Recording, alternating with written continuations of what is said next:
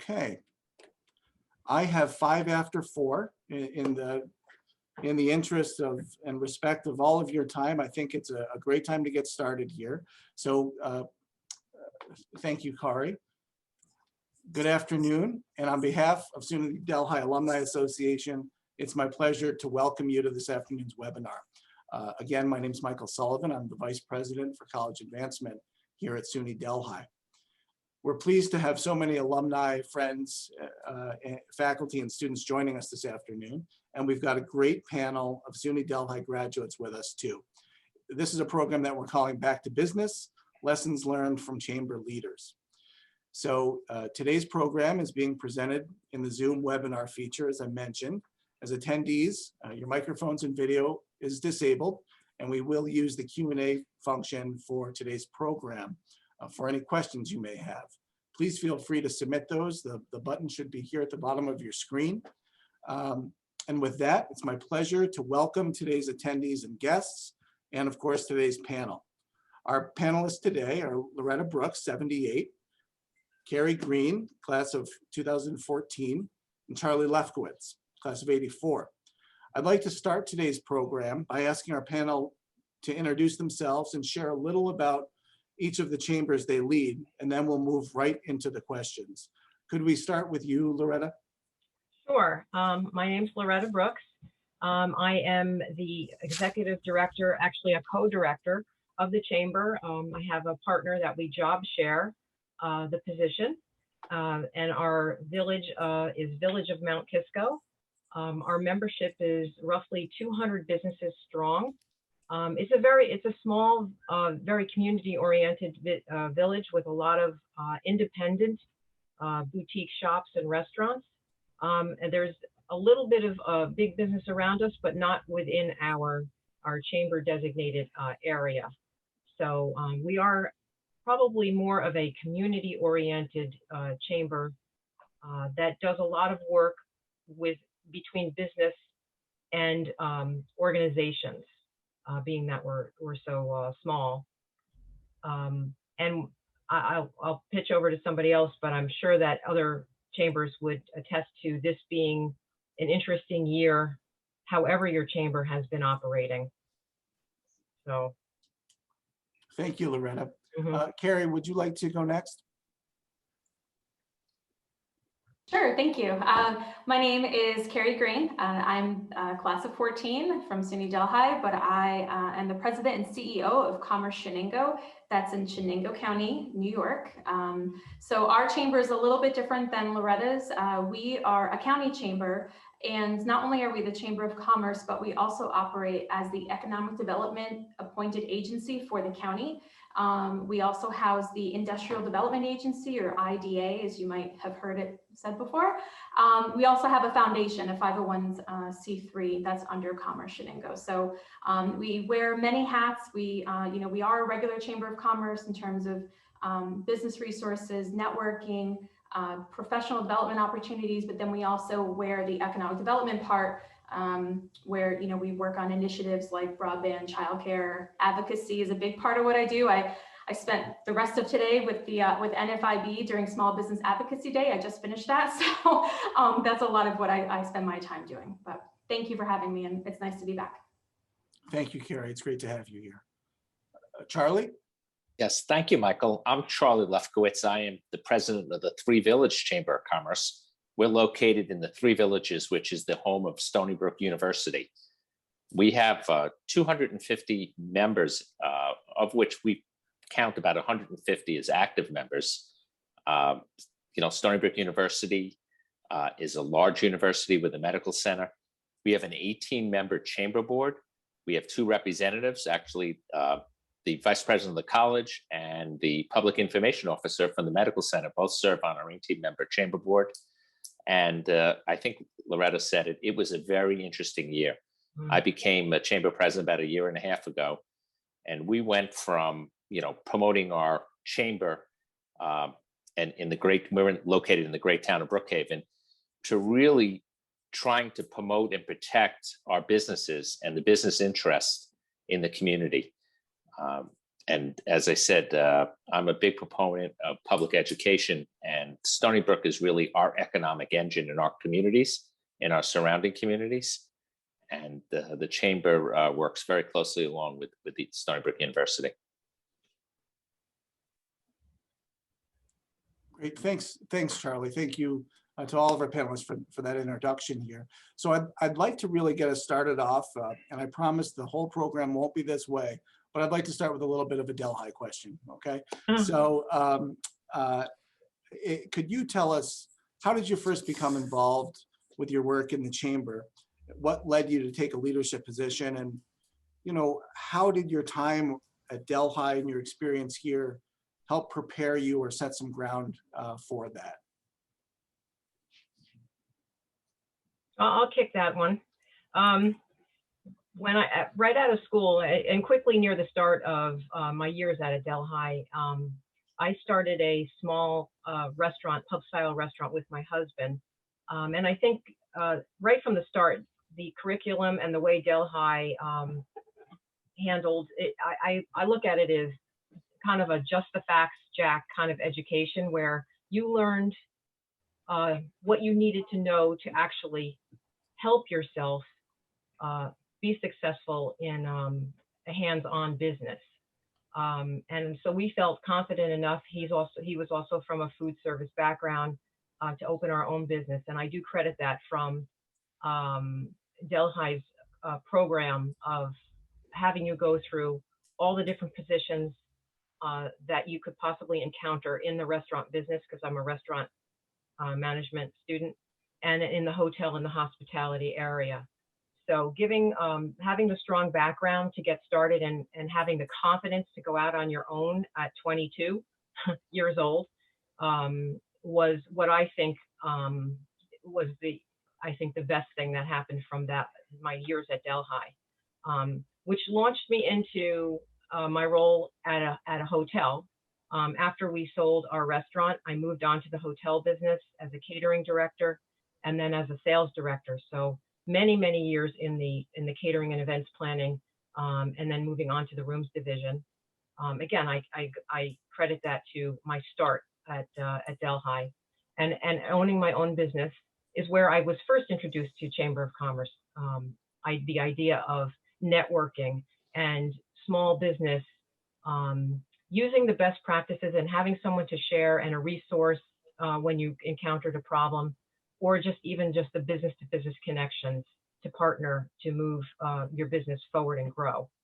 The hotel was always a member of the Chamber, and when I was there, I volunteered to be the representative from the hotel to all the Chamber functions. And we also hosted many of them, because when you're in a small town and there's only one hotel, you're kind of the heartbeat of the town where a lot of these events occur. So I was lucky enough to be involved in all of that. Eventually was elected to the board of directors. Our chamber is governed by a board of 15, which has a representative from all different types of business segments. And in my role at the hotel, I was one of those directors for many years, which helped me develop very long-lasting relationships with and ties with other business leaders in our community.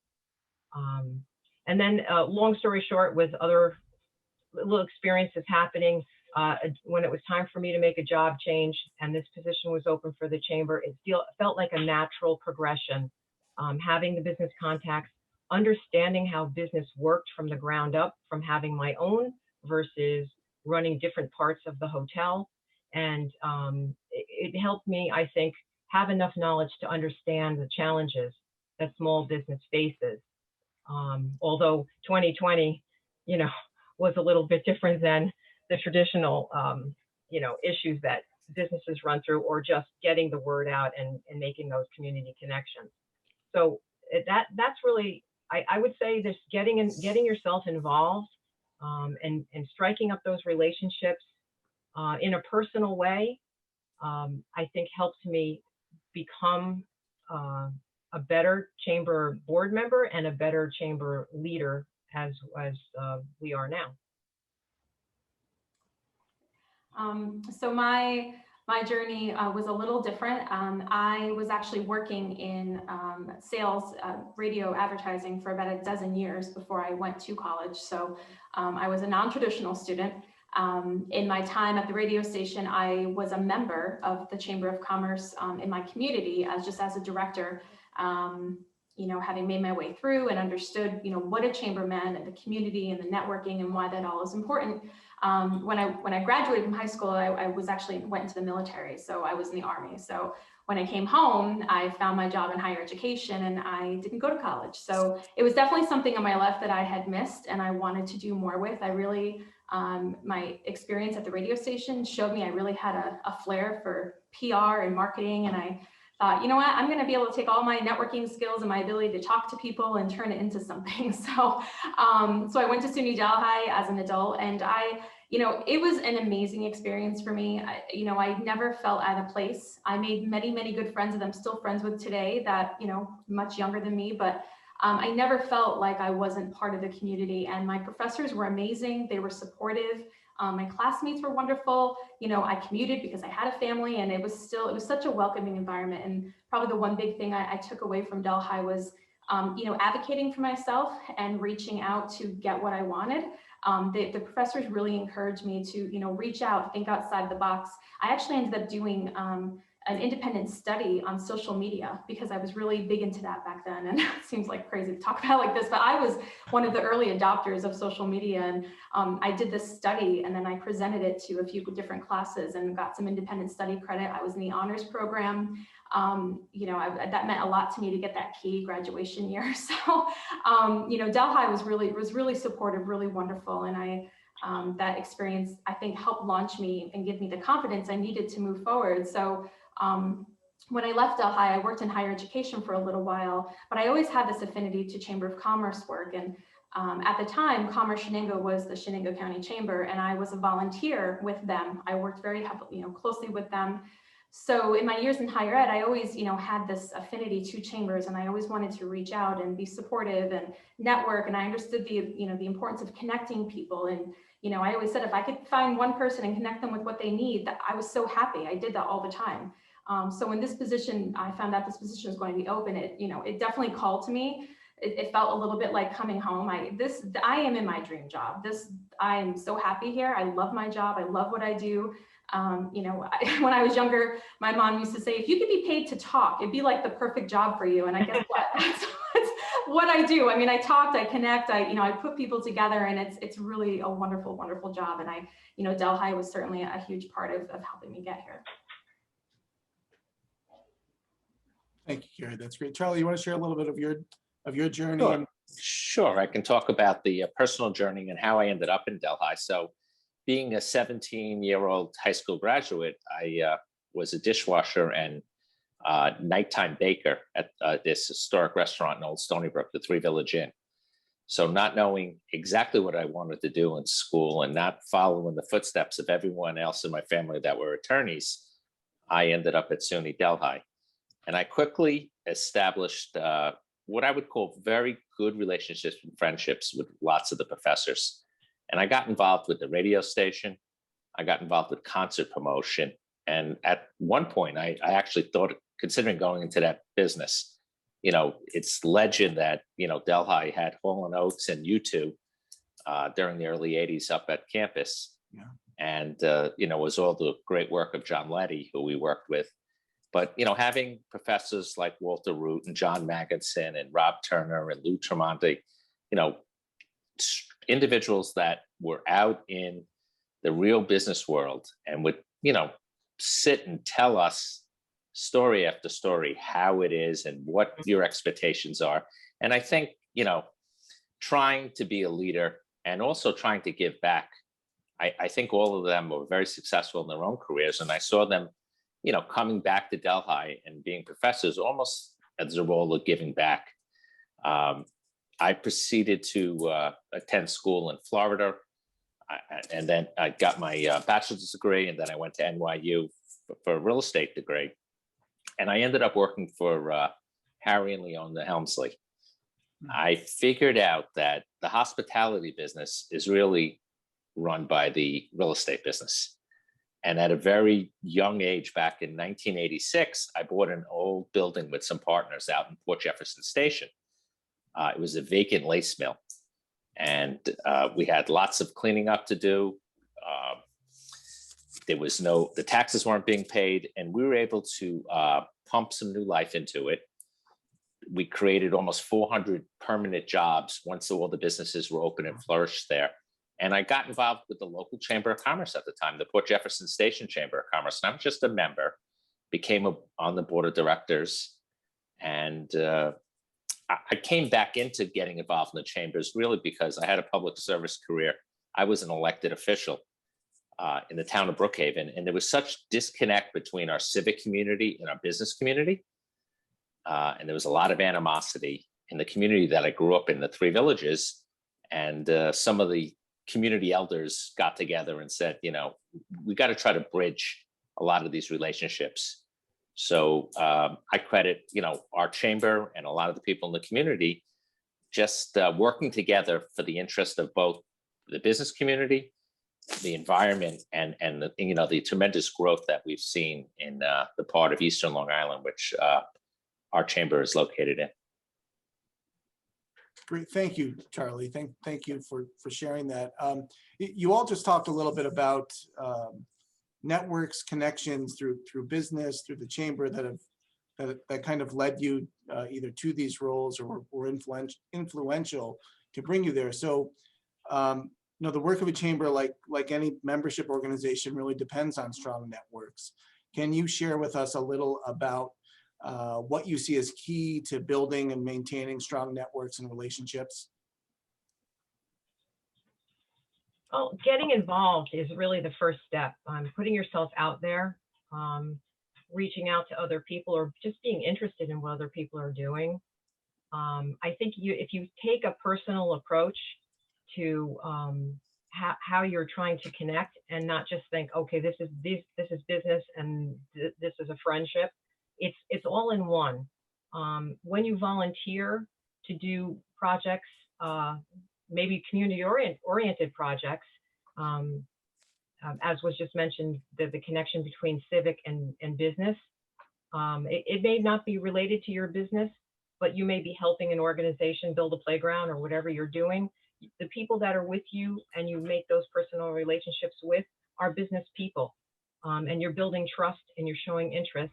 And those relationships are what will connect you when there are business opportunities.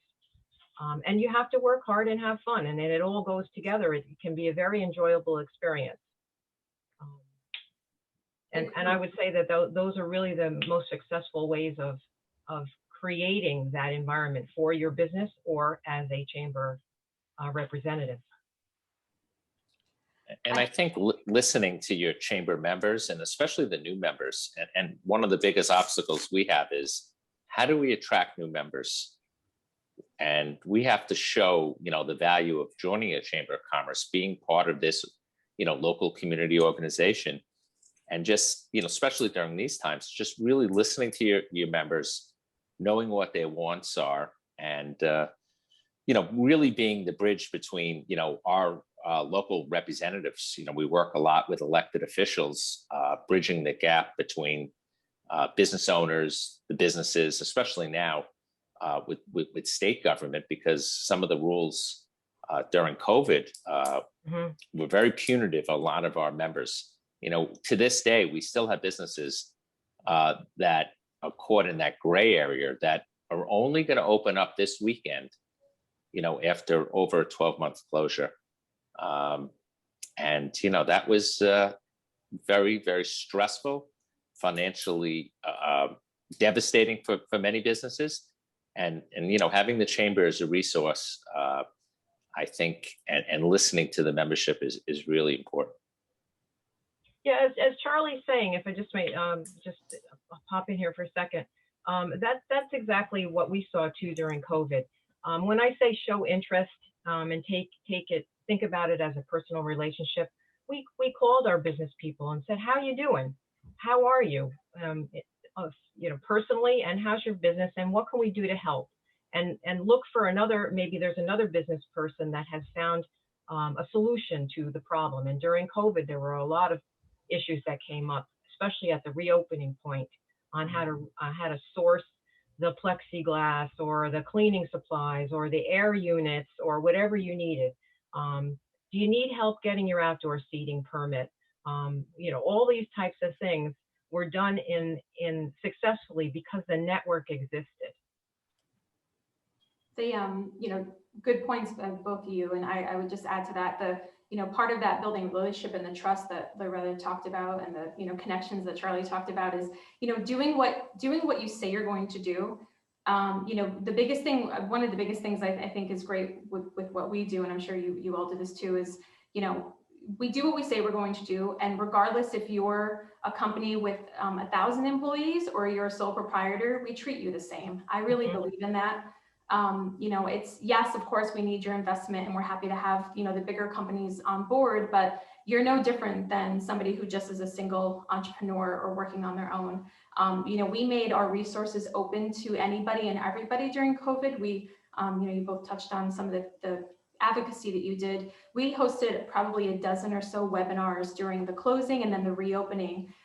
Stayed in touch with our state, offered up, conversations with, we had Department of Health, we had state officials, we had, myself, open roundtables. And whether you were a paid member or not, we opened it up to the entire county. As a result of a lot of that outreach and work that we did last year, we actually brought in 20 new members last year, which I think was like astounding, because people really worried in our jobs about keeping membership and, are people going to be able to pay their membership? And I think it just goes to show what a little extra effort did. And, my board, when I told them that we were doing this, they 100% backed me. They said, absolutely, do what you need to do. Now's not the time to, to only play to your membership. So I think all of that, feeds into having members and the work that we do here, why it's so important. Interesting. We're finding the same thing. We were worried about just even existing beyond the COVID, because we thought that the businesses wouldn't be able to afford to pay the membership. Not that it's a lot, but every dollar matters right now. And we found that we're getting new members, and we're back to maybe 80% of what we had just before. And it's still only March, so there'll be more people on board. So it was a surprise to us that we recovered. So that's, I want to get to some of the direct kind of experience of the last year and COVID and those things. But before we go there, related to the connections, related to your work with leaders in the health department, in government, you work with mayors and local officials and county officials, state and federal officials of really every party and stripe there. So, we're all living and operating in a highly polarized time politically. So could you tell us a little bit about how you keep and maintain positive working relationships with officials that have different political leanings, right? And are there any lessons you could give us from that work to the work that the way we interact with people in general? Well, I can start with that, since I was a former public elected official and we're dealing with other elected and appointed officials. We have a saying in our community first. If it's good for the community, let's talk about that first. And, we don't always agree, but for the most part, across the political aisle, when it came to, in the last 12 months, this recovery, and we have a recovery task force in the town of Brookhaven, which we had, our chamber had 3 members appointed to it, one from business, myself, and someone from the Small Business Development Agency. You really just have to think about what's good for the business community, and the balance. And, we work so hard in our community to try to keep the partisan politics out of things. And even during this very polarizing time in our country, we were somewhat successful in doing that. And, we think we have a pretty good track record of trying to work with everyone for the betterment of the community. Yeah, you can't let the politics get in the way. I mean, it doesn't matter what we're doing. We're nonpartisan, we don't get involved. And, I'm not going to say it's always easy. Every once in a while, one of your elected officials will send something, so we share it with our members like we're supposed to. Somebody will say, well, why, you're supporting that person, especially when it got near, election time. It's like, well, we're just sharing the information that our elected officials sent. This is not meant to be a vote for them or a push for them, So I'm sure you all had some contested elections in your area like we did here, but we just, like Charlie said, it's the people first, the businesses first, and we can't let that get in the way of business, and we wouldn't. I mean, we did what we needed to do to get the information to our businesses that we needed to, regardless of where it was coming from. Yeah, we found the same thing too. We stayed out of it. We didn't really find that there was too much of an obstacle on a local level. Most of the noise was from the federal level, and keeping an open mind and treating everybody equally and fairly seemed to be the best route to get things done. Great, thank you. My next, I think the next questions here really focus more on the last year. So to say that the last 12 months have been challenging is a pretty big understatement. What are your thoughts on some of the challenges or opportunities that are facing your members for this first half of 2021? I'll go ahead and start. That's okay.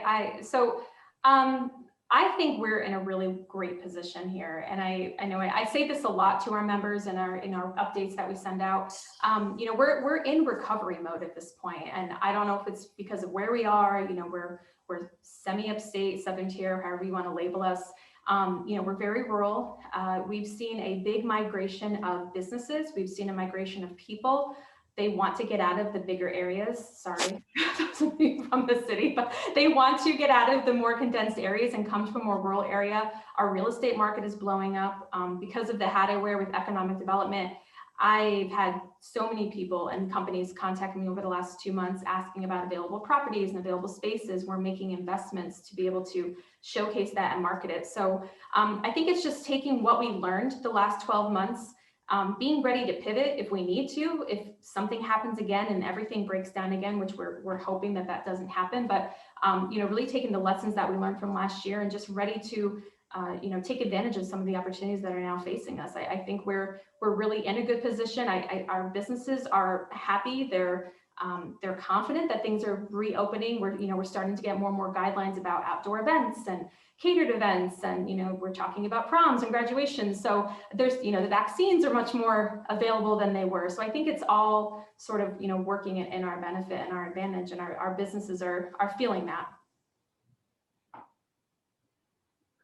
And I agree, just from my standpoint, we're 60 miles east of Manhattan. So we also saw an explosion in the local real estate markets since February. Mm-hmm. We also had a lot of people not going into the city to work and working from home, and a relocation of offices that were in, either Western Suffolk, Western Nassau, or the city, staying local. And, the recovery is right now today. And I agree with that. And that you can have 150 people at a venue. Now the vaccines are available for people, 50 and older. There's just a greater sense, and now this restaurants are at 75%. So there's a greater sense of optimism in the future. We still have not met since last September. We had a small event in person last September, and that was really the last time that the chamber met in person. And then when the COVID spiked again, so we're really looking forward to meeting again in June or July. We have this fabulous beach party with 500 or 600 people, a family beach party down at our local beach.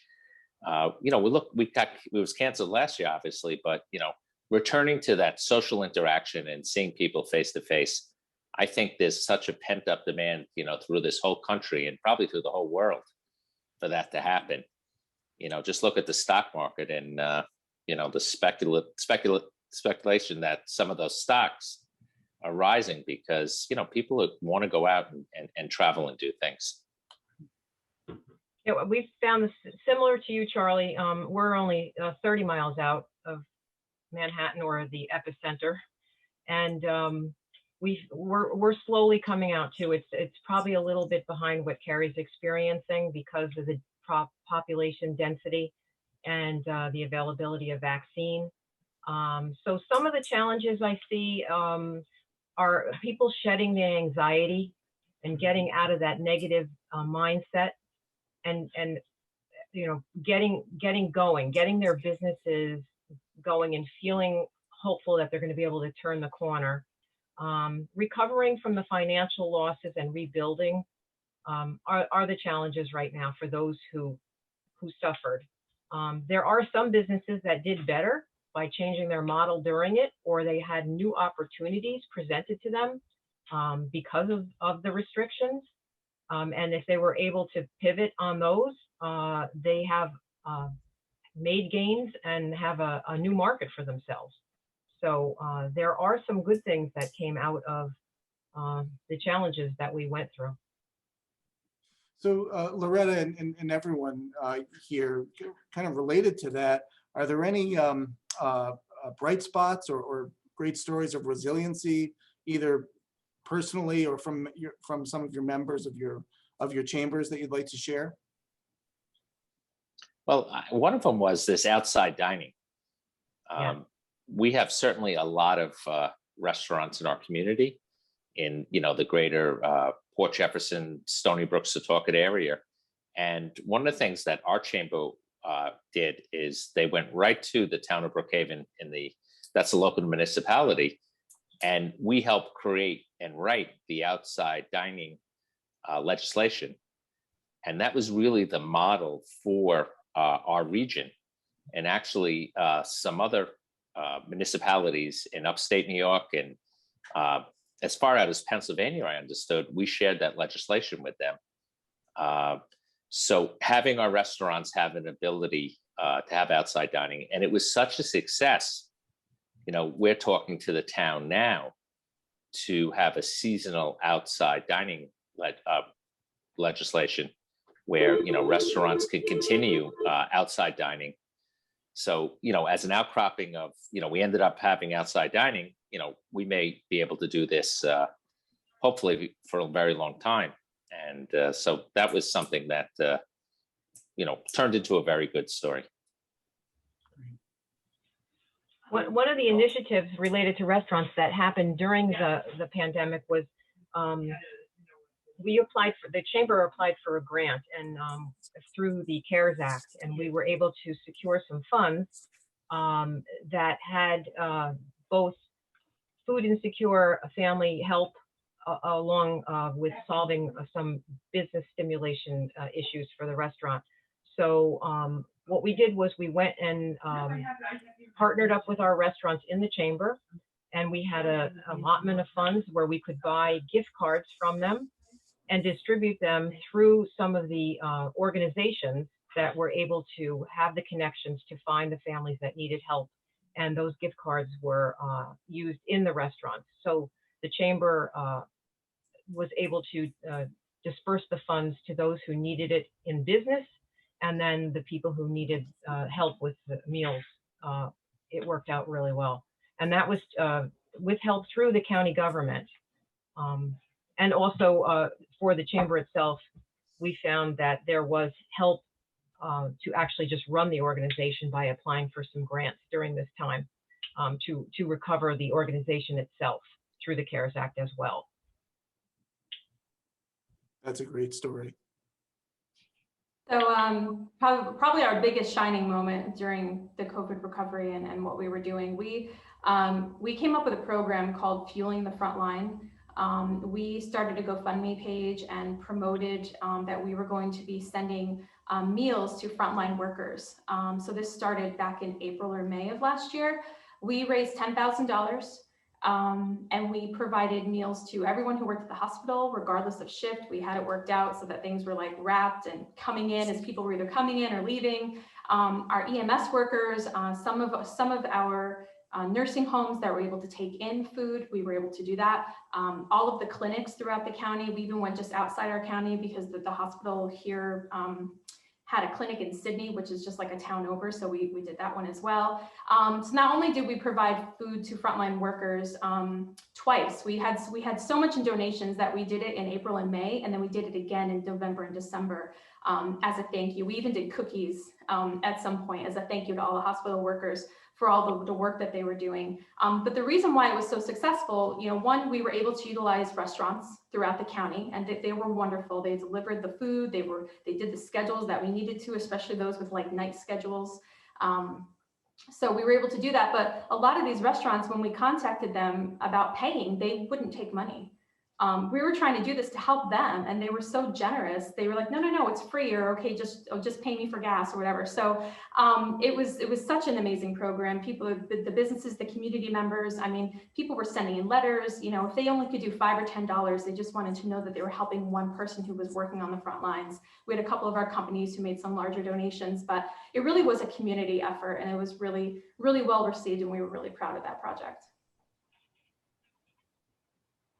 That's great. Thank you, Kerri.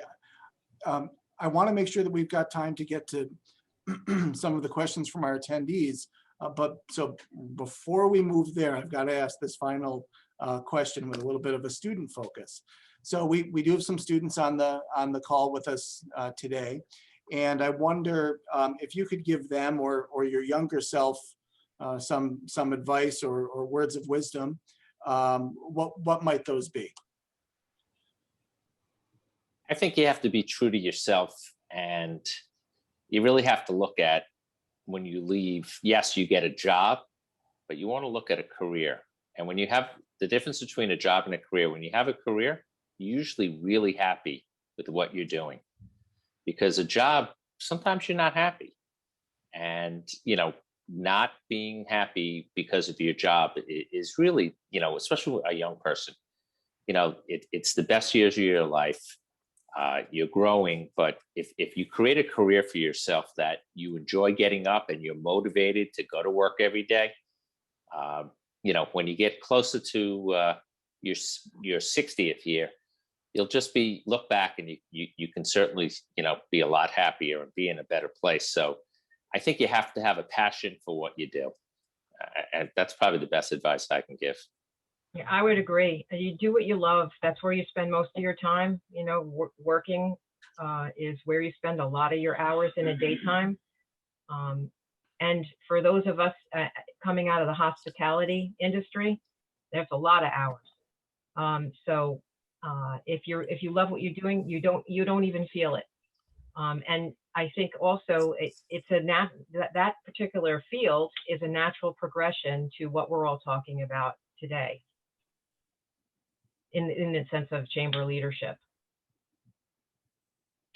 So if anybody's thinking about what comes later in life, or what may be a transition for you at coming out of school, these are all great areas to look into.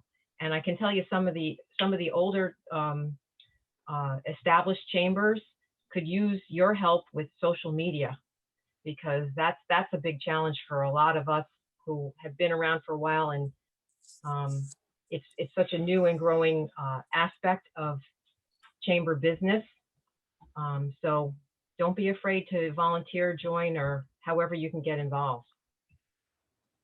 Yeah, that's a good lead in. I was gonna talk about, the ability to volunteer with a Chamber of Commerce. I mean, no matter where you are with your career, if you're getting ready to graduate or you're graduating soon and you're looking for that job, even if you're still in college for another year or two, it's never too early to start putting yourself out there and volunteering, whether it's a Chamber of Commerce or a local organization or a board.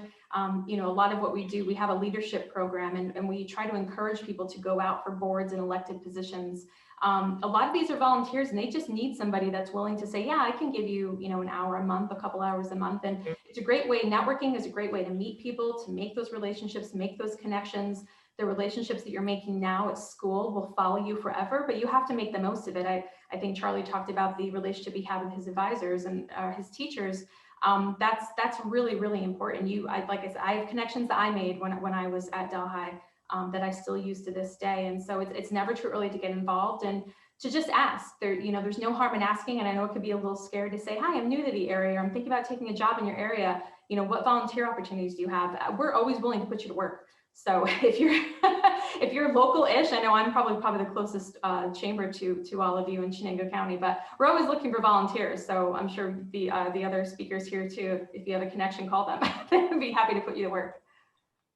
It's a great way to meet people, truly, and make some contacts for yourself just through the volunteering. It's great.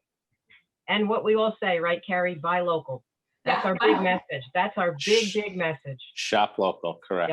Yeah. Great. Excellent. Well, I want to make sure that we get some time here to move into some of our questions. And the first question that we have in the Q&A is from one of our students. We may have answered part of this, but I'll see if there's more anyone would like to add here. And it is, during the COVID-19 pandemic, what policies or plans of action has your Chamber of Commerce taken to better support the community? Well, I can take that. And like our other panelists spoke about, we had a lot of volunteers. We have 3 hospitals in our community. We were able to, support the frontline workers at all the hospitals and even at the local fire departments. Our volunteer fire departments were working 24/7. And we were also we were really a resource to when the PPP program came out. And there was a lot of questions on who qualified, how does it work? And then there was the stimulus grants that came out, the one-time grants. The chamber was really a place for information. Mm-hmm. We were getting information directly from state government and from our elected officials. And on a daily basis, we were holding something called Chamber Chatter, where we would get on Zoom calls with our executive director, various board members and members just having questions on, where to go, what to do, can I open? And then we got to the point in June when we were able to open and things started flattening out. We really promoted, yes, we're open. We did a short video. We worked with the local municipality on cable news to promote the businesses that were open. So those were some of the activities that we try to support our local businesses with. Yeah, the triaging of the PPE was something that we got involved in too, where we went down and we picked up what supplies that we could get from the county with their help, and then delivered them to the businesses personally. And the same thing with the We're Open. We got to that point where, okay, we've got to let everybody know these businesses are trying to get their doors open. And our membership, we did free Facebook videos for all of our membership individually and posted. And that was actually, that took about 2 months of ongoing project. It was a lot of fun though.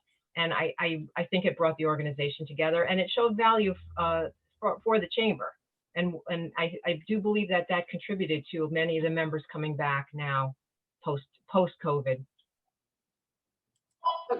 COVID really, highlighted some of the inefficiencies that we have. And, part of what we did with advocacy and some of the economic development work was really start digging into some of these problems like broadband, like childcare deserts, businesses, resources for small businesses. I started working on a coalition with the Southern Tier last summer to bring access to rural upstate. It's it's a major problem, and we've known this for a very long time. Our elected officials have known this, but it really took COVID to really shine a light on the broadband inequality that we have here, especially in our county. We're very rural, and it's a problem. So you talk about telehealth, you talk about kids working from home, and they don't have access to broadband or internet. I mean, imagine the day that, I've had a time where, you don't have internet access for an hour and you're going crazy. Imagine kids trying to learn remotely and they can't. So, that's where we've sort of been focusing some of our, policy shifts, you could say, really highlighted some of our priorities for 2021 because of what we dealt with in 2020. Great, thank you, Kerri.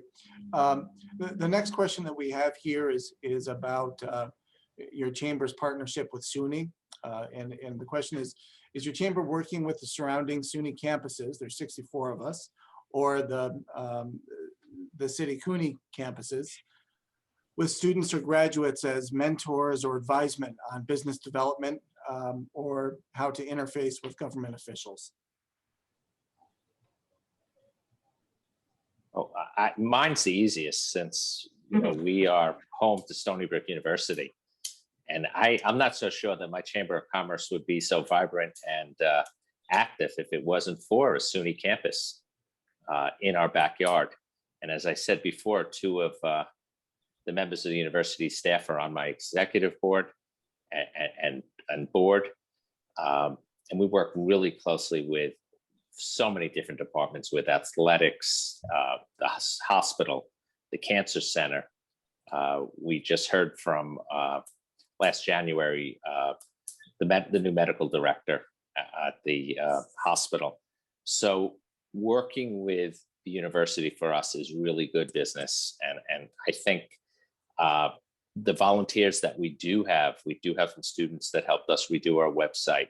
We had some students that come down every year to our barbecue and help.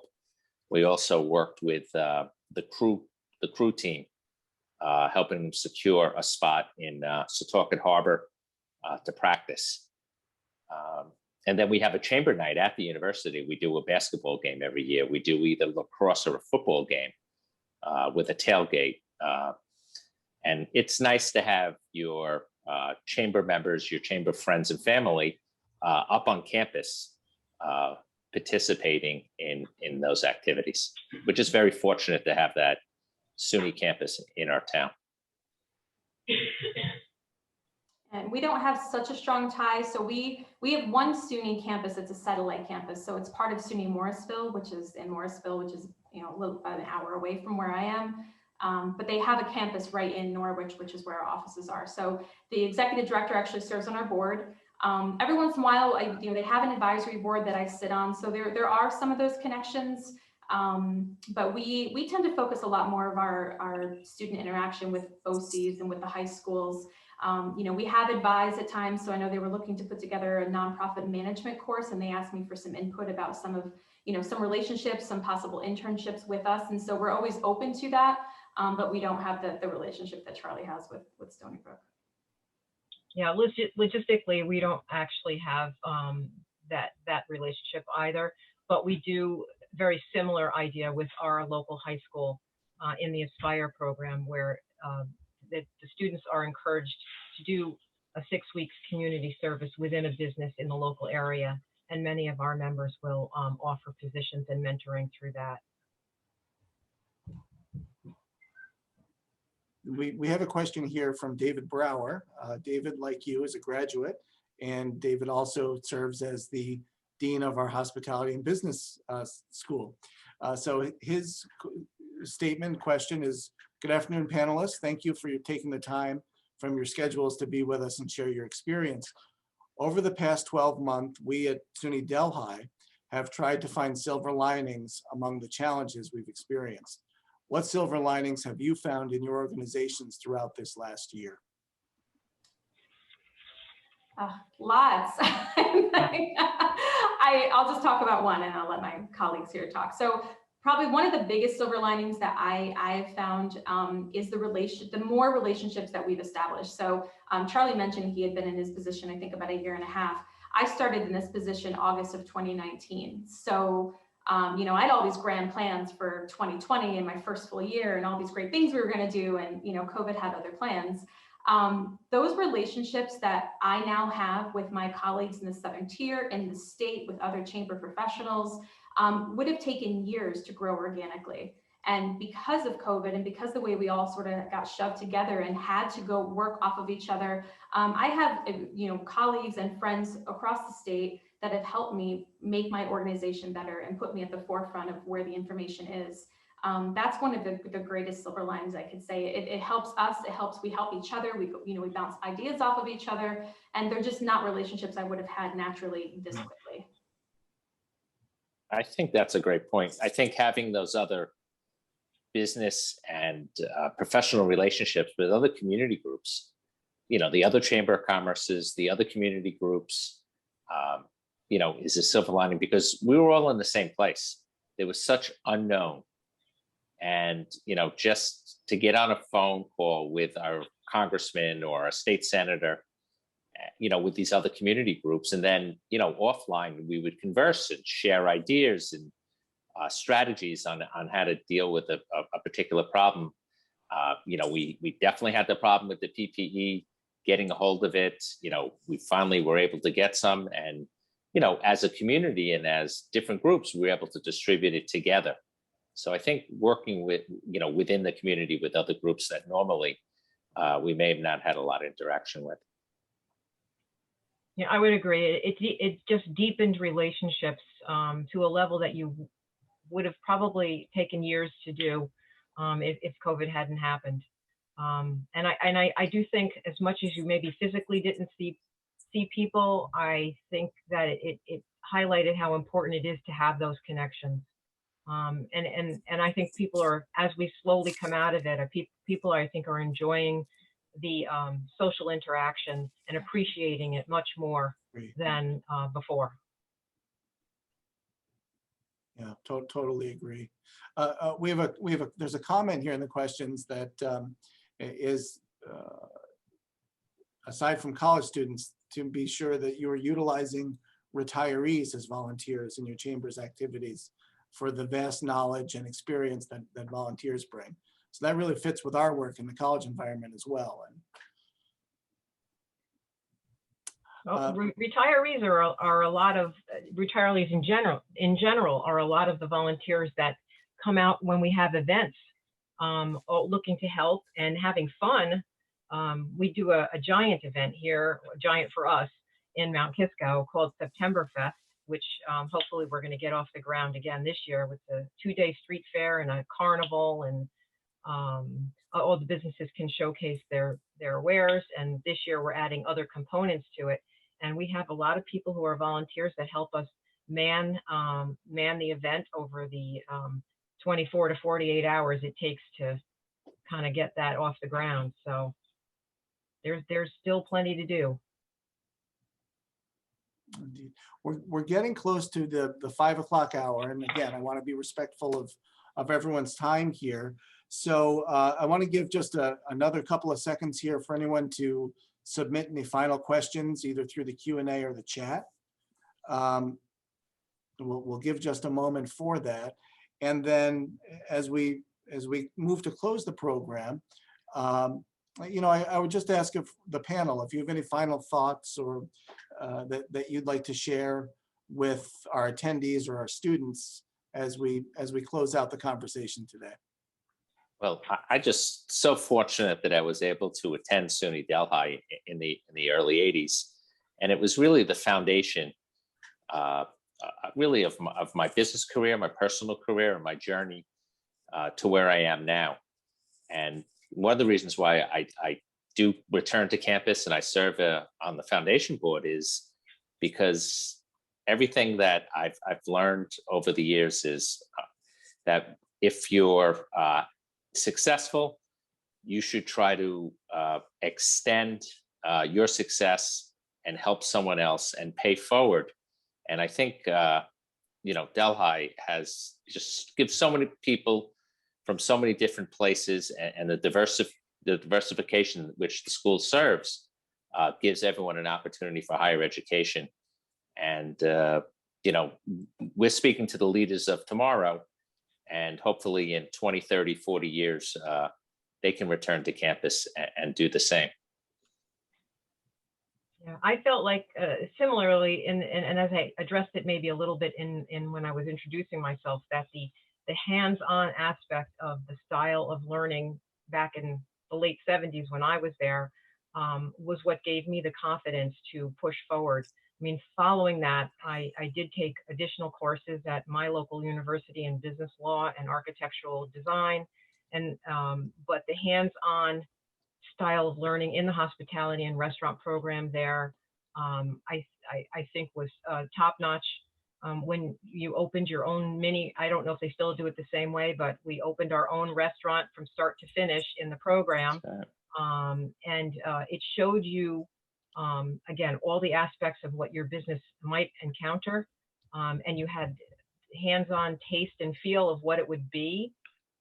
So when you went out into the world, you weren't just coming out of book learning and then trying to figure it out. So it worked for me, and I think if you're still doing it the same way, I think everybody will really appreciate it when they get out into the world and see the benefits. So Loretta, one of our former in the chat, I just want to note that one of your classmates mentioned that he did eat at your restaurant and that it was wonderful. So sorry to jump in, Kerri. No, Yeah. that's fine. That's fine. Yeah, just pay it forward. Do what you can to give back in whatever way possible. Some people can make donations, and they want to pay it forward that way. I know that I do. I wouldn't have been able to come to Delhi if it wasn't for the support I got from some of the scholarships I was able to receive. So, I'm at a point now where I'm trying to pay that forward a little bit, or maybe it's donating your time or volunteering, or just being a part of this culture that made you. So I'm a big believer in that, and paying it forward and doing your part too, and take advantage of any opportunity that comes your way. If you can travel, if you can see something cool, if you can go on a trip, do it. Take advantage while you can. Great. Thank you, Kerri, Loretta, Charlie. Thank you all for those comments. I'm going to give just another second here to see if anything else comes through.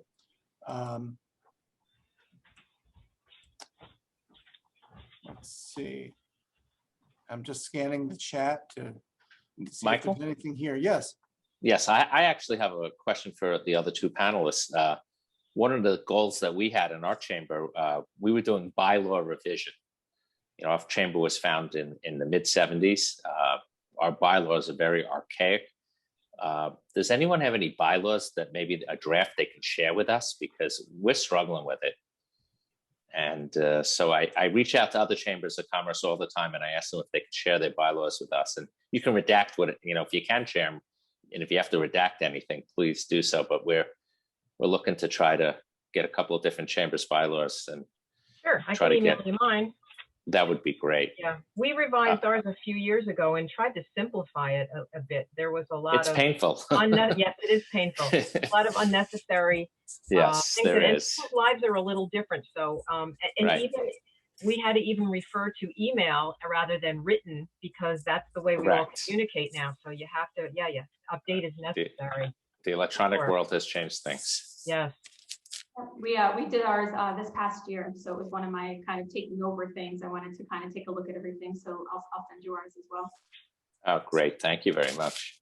Happy to share. It's the one great thing, another one of those great things about chamber life. We're so free to share information. We're not in competition with each other. We're completely different areas, and Right. I love that with chamber life. I don't know how many other types of businesses out there. Just sure, you want it here? Let me just give it to you. It's a wonderful collaboration. We are the biggest cheer people for each other. Yes. Well, it's been great. Thank you very much for inviting us. Thank you. So I want to know if the rocks are still there on the way where the well, I guess I don't know if you still have the Greek organizations, the sororities and the fraternities used to paint their insignias up on the rocks just past town. Yep. So there, those are still there, and there's also a much smaller area on campus just outside of Farrell Hall, our student union building, and really the center of our campus, that has a scaled down version of that. Okay. Some people call it the graveyard because they look a little like gravestones. Okay. But those are both still here, and they're still there. Let me say, certainly on behalf of the college and the Alumni Association, as you all mentioned, we are just itching to get people back to campus again. We're still in the planning phases for what summer and fall looks like, based on guidance from the state and from SUNY on having visitors back to campus or being able to travel or host large-scale alumni events. But we are just itching to be able to do that and reconnect with our graduates across the state and the country as soon as we can safely do that. I want to again offer my sincere thanks to you, the panel, the attendees, for making time to be here with us this afternoon, and to be able to bring you together. You know, as the three of us spoke previously, it was so great to discover that we have pockets of graduates that are working in similar industries, that are in leadership roles in chambers, in research, in business, and in hospitality, and all sorts of industries. So, you know, one of the things that we can certainly do as an institution is help connect you for things like what you just did, Charlie, with the bylaws here. So, you know, if you have a question and think that the Alumni Association of the college can assist you, get in touch with us through the SUNY Delhi website. You can email us at alumni@delhi.edu. We're happy to help in any way that we can. So, you know, again, to the panel, thank you so much for your time this afternoon. And really, we look forward to the next event and the next time that we can connect with all of you.